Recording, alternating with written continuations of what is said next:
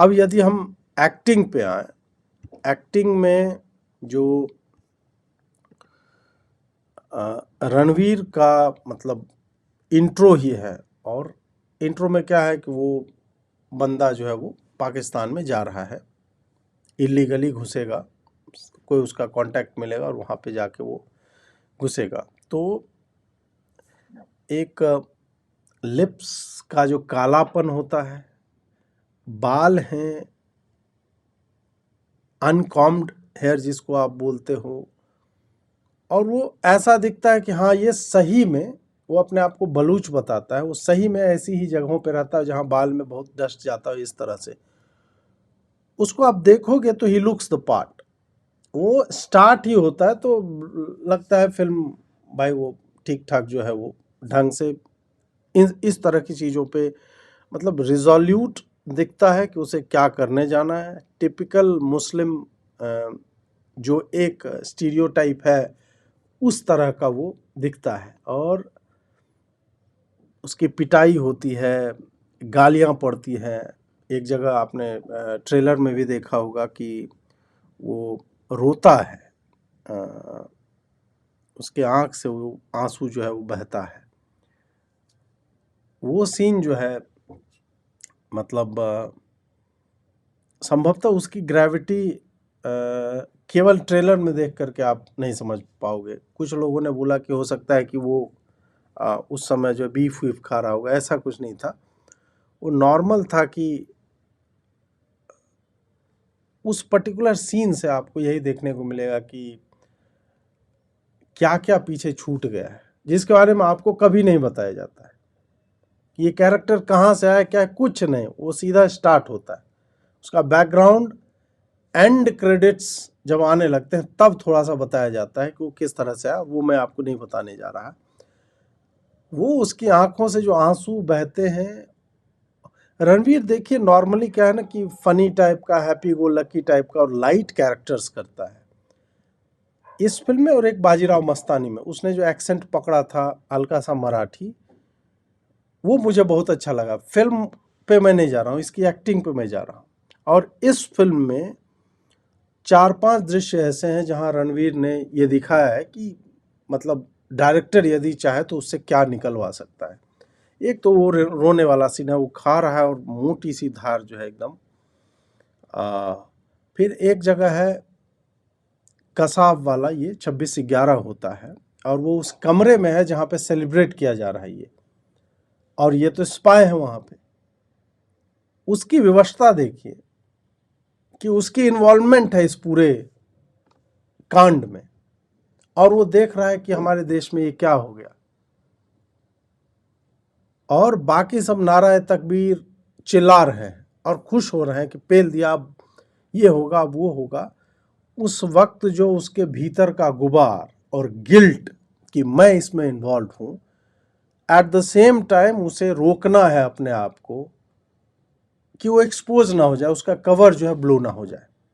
क्योंकि उसने इससे पहले देखा था कि एक बंदा जो है वो किस तरह से उसका टॉर्चर हो रहा था। ये एक इंडियन स्पाई था जो आपने ट्रेलर में भी देखा होगा। ये उसका देखिए, ये क्लोजअप में वो पूरा खींचता है ऐसे करके, उसके जंजीरों से इसकी पिटाई होती है, तो वो देख चुका है। नोट दैट कि हमजा का कैरेक्टर जो रणवीर प्ले कर रहा है, ही इज मतलब स्केयर्ड ऑफ बीइंग बीटन। वो उसकी प्रॉब्लम नहीं है, उसकी प्रॉब्लम यह है कि एक एसेट जो है वो संभवतः कम हो जाएगा देश का। वो आपको उसके चेहरे पे जो है वो दिखता है, और जब वो एजेंट पकड़ा भी जाता है उसके साथ जो होता है वो उसी कमरे में होता है, और उसको अपना भी कवर नहीं ब्लो करना है और उसको उसकी पिटाई होते भी देखनी है। ये जो है बहुत अच्छे से एक मतलब जो है उसने एक्ट किया है। अक्षय खन्ना जो है बहुत यंग और फ्रेश दिखता है जब एंटर करता है, बहुत ही स्टाइलिश। काम उसके जो है वो मार काट वाले हैं, वो मतलब बटखारा से उससे मार मार के थकूच देता है, वो अलग है, थोड़ा ब्लड का, बट वो बहुत ही वेल ड्रेस्ड, अच्छे से उसका जो जो जो, जो भी उसने किया है उसके कैरेक्टर का बहुत अच्छे स्मार्टली ड्रेस्ड, बहुत बढ़िया उसको दिखाया गया है। और स्टार्ट में ही उसके बेटे की हत्या होती है, उस वक्त उसका एक शॉट है, और उसके जो ये वाला लोअर जॉ है उसमें जो वो कपकपाहट होती है, ये सब मतलब बहुत छोटी छोटी चीज़ें हैं जो, और कैमरामैन ने भी उसी तरह से वर्क किया कि क्लोजअप में इन सब चीज़ों को दिखाना कि you get involve with that frame, जो भी फ्रेम चल रहा है वहाँ पे।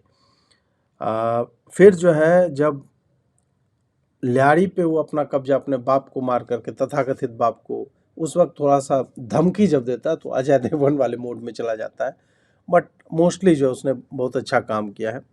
राकेश बेदी, जो मैं पहले भी बोल रहा था, बहुत brilliant acting as a Pakistani politician, उसके मैनरिज्म्स, जैसे उसका लीचड़पना, ये सारा कुछ उन्होंने अच्छे से निभाया। टच ऑफ ह्यूमर भी है, और बहुत बड़ा वो जो है स्कीमिंग विलन जो होता है ना, कि सबको सबसे उलझवाने के चक्कर में रहता है, इसको उसके बारे में, उसको इस तरह का उसका पात्र है।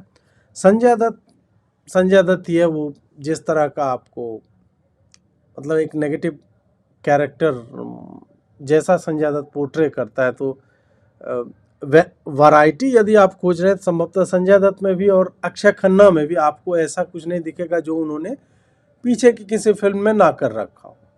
अक्षय खन्ना का भी हल्का सा वो अपने जौ को और दांत को दबा करके जो एक्ट आउट करता है, जो उस तरह का, बट यहाँ पे उसके पात्र को सूट भी करता है, और भगवान ने आपको वही चेहरा दिया है, आप तो बहुत अधिक वेरिएशन जो है उसमें होते नहीं है। संजय दत्त का है वो हंसी मजाक, जो एक इस तरह का कैरेक्टर जो बहुत ही पावरफुल है, उसके ऊपर किसी बहुत बड़े आदमी का हाथ है, या बहुत ही फ्री है, स्वच्छंद है, he can do what ever he desires, illegal काम भी करेगा लेकिन करेगा। तो उसका जो एक किक आप कह लो कि लेना, तो उस तरह के कैरेक्टर को पोर्ट्रे कर रहा है चौधरी असलम का, तो वो बढ़िया है। माधवन जो है, जो अजीत डोभाल के कैरेक्टर पे सान्याल, उनका अजय सान्याल नाम है, वो मतलब उनकी शांति, और किस तरह से अपने ही लोग अपने राष्ट्र को धोखा दे रहे हैं जानते हुए, उनके काउंटर मेजर्स जो भी हैं वो सब फेल हो रहे हैं, पर वो उसको किए जा रहे हैं। उसकी एक व्यवस्था जो है वो बार बार आपको देखेगी कि मैंने पहले बोला था, इन्फॉर्म भी किया, और अब देखो ये अटैक हुआ, उसके बाद ये वाला हो गया। वो सारा कुछ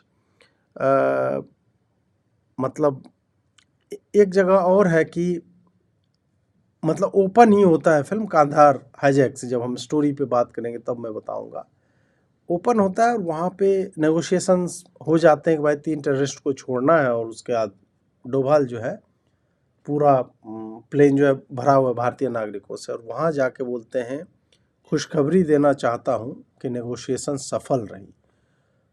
और वो बंदा एक्चुअल में खुश है नहीं, because he did not want that negotiation.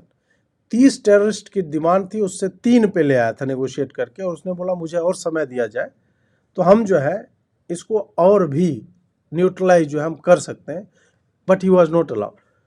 वो ये सामने कहना और उस चीज़ को फील कर पाना, दोनों में जो उसका अंतर्द्वंद्व है, उसको बहुत अच्छे से आर माधवन ने थ्रू आउट द मूवी जो है वो निभाया है।